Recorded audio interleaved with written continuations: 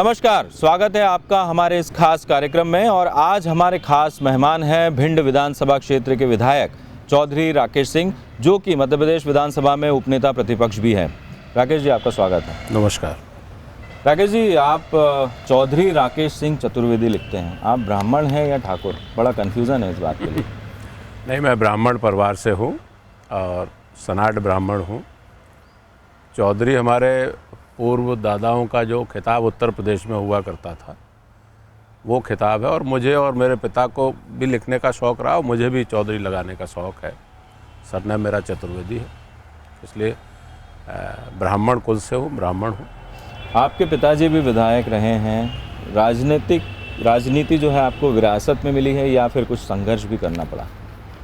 नहीं, राजनीति की पहली पाठशाला तो वास्तव में मुझे विरासत से ही मिली है और मैंने घर में ही सीखी है। मेरे फादर सोशलिस्ट थे, फिर भारतीय जनता पार्टी से विधायक रहे, लेकिन उनका जो समाज सेवा थी, उनका जो व्यवहार था और जो कार्य करने की उनकी शैली थी, वो मैंने सब अपने घर से सीखी। और राजनीति में बिना संघर्ष के आदमी ऊपर तक नहीं जा सकता, मांडवी जी। तो संघर्ष तो मैंने उस समय से किया जब 77 में इंदिरा जी को जब जेल भेजा गया था जनता पार्टी के रेजिम में। तब मैं बहुत स्टूडेंट था, लेकिन मैंने गिरफ्तारी दी, उसके विरोध में जेल गया। और फिर मैं NSUI का अध्यक्ष रहा, भिंड का डिस्ट्रिक्ट का। तो मैंने पिताजी के बीजेपी में रहते ही NSUI की राजनीति शुरू की थी, कांग्रेस की राजनीति शुरू की थी। और संघर्ष तो जीवन में दिन प्रतिदिन है, आज तक संघर्ष है। और मुझे तो राजनीति में जो भी मिला है वो संघर्ष के बाद ही मिला है। पिताजी तो भारतीय जनता पार्टी की राजनीति करते थे, आपका एकदम कांग्रेस की तरफ रुझान कैसे हुआ? मैं शुरू से ही मेरे रुझान एक्चुअली मुझे एक आदर्श के रूप में श्रीमती इंदिरा गांधी मुझे देश की बहुत बढ़िया प्रधानमंत्री लगी जब मैं स्कूलेट एजुकेशन में था। और उनसे ही प्रभावित होकर मैंने कांग्रेस की राजनीति में गया। और मुझे कभी मेरे परिवार से, मेरे पिता से कभी इस बारे में कभी कोई अवरोध पैदा नहीं किया गया, ना ही कभी मेरी विचारधारा को रोका गया। कि उनके रहते हुए भी जब वो विधायक रहे भारतीय जनता पार्टी से, तब भी मैं भोपाल में युवक कांग्रेस की राजनीति करता था।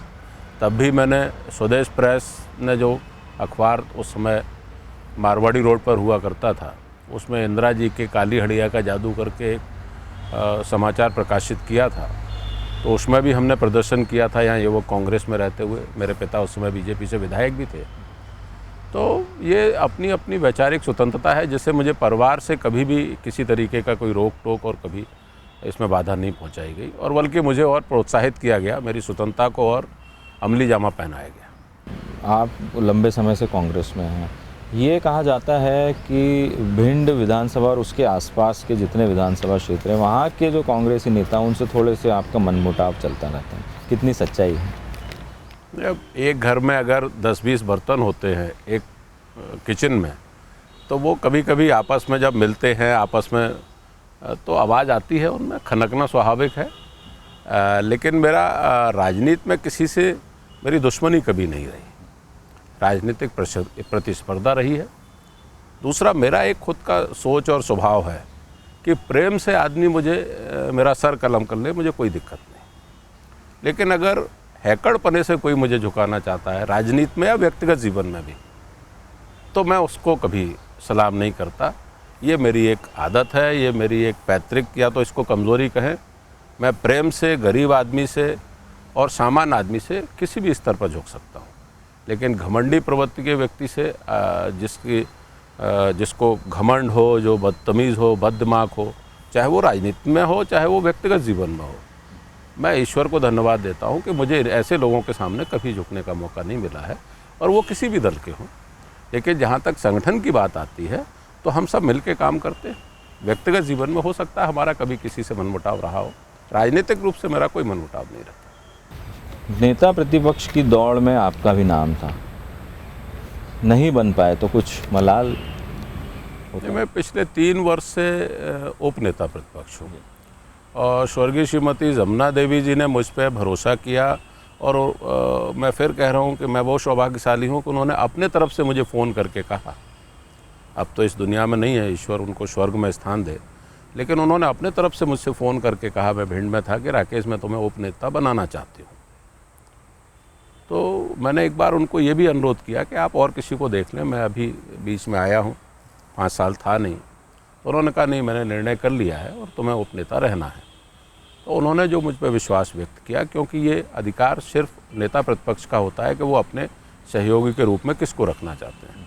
तो उन्होंने मुझ पर विश्वास किया और मैंने मेहनत करके उनकी उपस्थिति में भी और उनकी गैर हाजिरी में भी जो मुझे जिम्मेदारी दी गई, मैंने पूरी लगन से लिख के पढ़ के मेहनत के साथ विधानसभा में अपने कर्तव्य को सही रूप से प्रस्तुत करने का मैंने प्रयास किया है।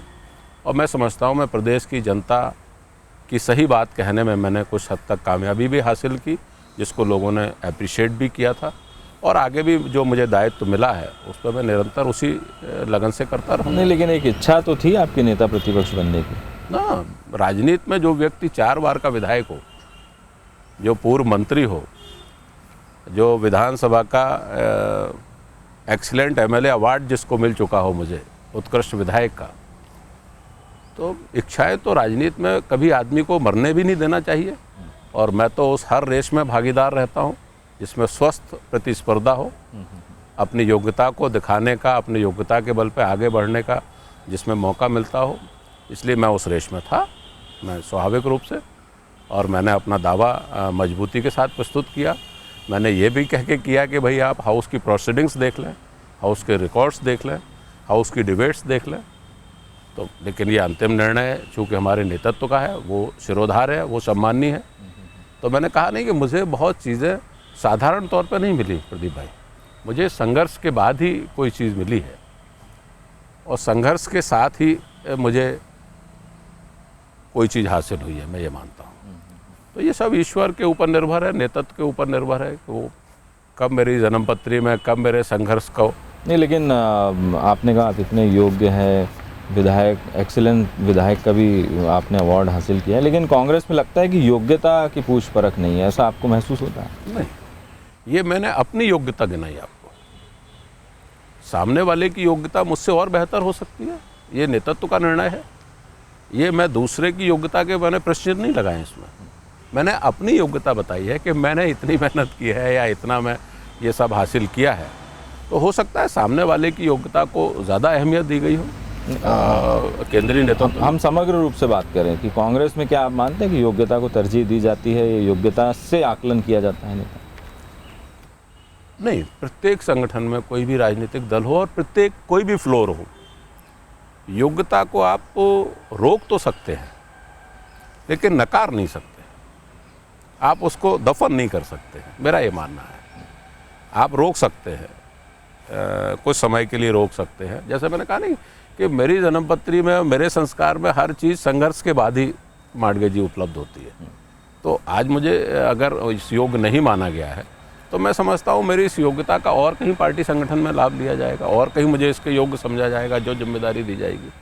लेकिन इससे ना थक के कभी रोकना चाहिए, ना अपने संघर्ष को कभी कम करना चाहिए, ना ही अपने मिशन को कम करना चाहिए, ना ही सेवा भाव कम करना चाहिए। तो मैं उसी स्पीड में लगा हुआ हूँ। और कांग्रेस में और किसी भी दल में मैं कह रहा हूँ कि 80% योग्य लोगों को मौका मिलता है, 20% ऐसे लोगों को मौका मिलता है जो शायद योग्यता में, जिनका राजनीतिक कोई निर्णय हो सकता है उस बीच में हो जाता हो, लेकिन 100% नहीं रोका जा सकता किसी को। आज की जो कांग्रेस है, आज जो संगठन पूरा बना हुआ है, आपको लगता है 2013 में कांग्रेस जीत हासिल कर पाएगी? देखिए, संगठन मजबूती से काम कर रहा है, ये सभी लोग देख रहे हैं। कुछ हमारी क्रियाशीलता और कुछ भारतीय जनता पार्टी की सरकार की निष्क्रियता, कुछ झूठ बोलने की आदत, कुछ शिवराज सिंह जी का जो मदारीपना है जिसको कहते हैं, जो फड़ लगा के, तो वो कई बार लोग देख चुके हैं।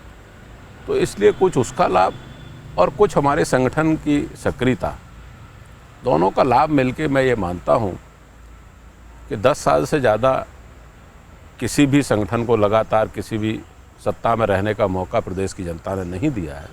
तो मैं ये मानता हूँ कि 2013 कांग्रेस का वर्ष है, कांग्रेस के सरकार में आने का वर्ष है।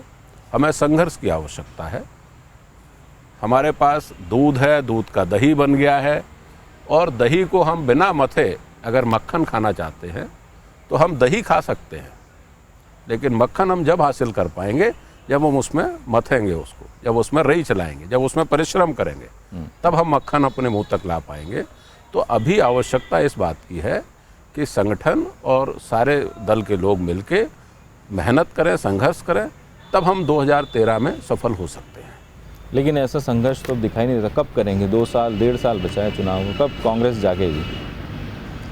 नहीं, कांग्रेस ने प्रदर्शन भी किए हैं, कांग्रेस ने खाद और बीज पे भी ज्ञापन दिए, प्रदर्शन किया है, और ज़रूरत पड़ेगी तो बड़े आंदोलन भी कांग्रेस करेगी। जब भी हमारे नेता ये डिक्लेयर करेंगे राज्य के, तो हम सब मेहनत करके इसमें प्रयास करेंगे। और अभी भी विधानसभा में नेता प्रतिपक्ष अजय सिंह जी ने ये कहा है कि वो अविश्वास प्रस्ताव के माध्यम से हम लोग जो चर्चा कर रहे हैं उसमें भी सरकार को घेरेंगे, तो वो भी एक सुदृढ़ मुद्दा है विपक्ष का सरकार को घेरने का।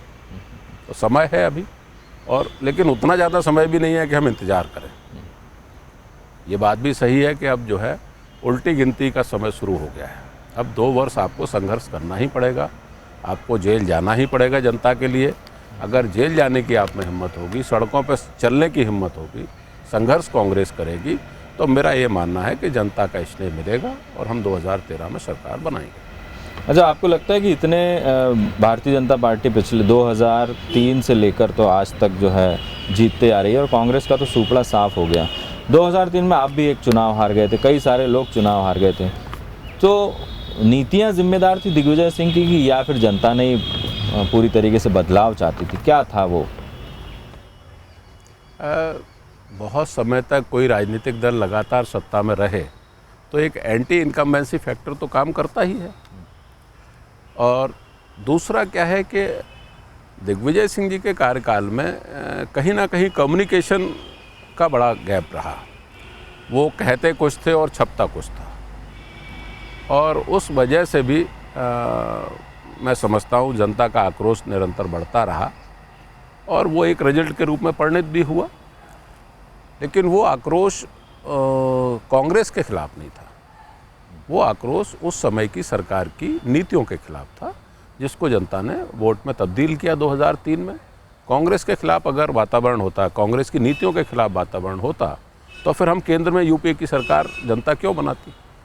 तो इसलिए मेरे जैसे विचारकों का ये मानना है कि कांग्रेस के प्रति लोगों की विचारधारा हमेशा पॉजिटिव थी, क्योंकि उसने केंद्र में कांग्रेस की सरकार बनाई। लेकिन राज्य की सरकार की नीतियां जो आखिरी में थोड़ी सी खराब हुई, उनका आक्रोश के बतौर को जनता ने वोट दिया, जिसकी परिणति 2003 में हुई रिजल्ट के रूप में। और लोग ये कहते हैं, और मैं भी महसूस करता हूँ, कि सेकेंड टर्म किसी मुख्यमंत्री का उतना ज़्यादा अच्छा नहीं होता जितना पहला टर्म होता है, क्योंकि पहले टर्म में उसमें उसके दिमाग में कहीं भी भ्रांतियाँ नहीं रहती, वो जनता में सेवक के रूप में काम करता है। और दूसरे टर्म में वो अपने आप को बहुत बड़ा जादूगर और मैनेजर समझने लगता है। तो जो कमी पहले रही वही कमी आज शिवराज सिंह जी के दिमाग में भी हावी हो गई है, कि वो अपने दल के किसी भी दूसरे कद के नेता को उतना योग्य नहीं समझते। उनके मन में भी वही बात आ गई है कि वो बहुत बड़े जादूगर हैं। मतलब आपका ये कहना है कि 1998 में जो दिग्विजय सिंह थे वो आज शिवराज सिंह चौहान हो गए? मैं अपनी भाषा में जो मैं कह रहा हूँ, मेरा तात्पर्य यही है कि दूसरे टर्म में मुख्यमंत्री का जो वातावरण होता है, वो पहले टर्म के सोशल मुख्यमंत्री से बढ़कर डिक्टेटर मुख्यमंत्री का हो जाता है, निरंकुश मुख्यमंत्री का हो जाता है। और शिवराज सिंह कमोबेश उसी पद चिन्हों पे पहुंच गए हैं।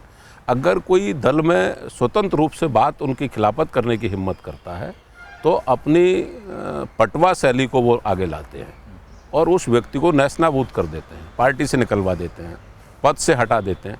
ये लोकतंत्र में ये कोई सॉल्यूशन नहीं है। अब लेते हैं एक छोटा सा ब्रेक, और ब्रेक के बाद भी हमारी चर्चा जारी है।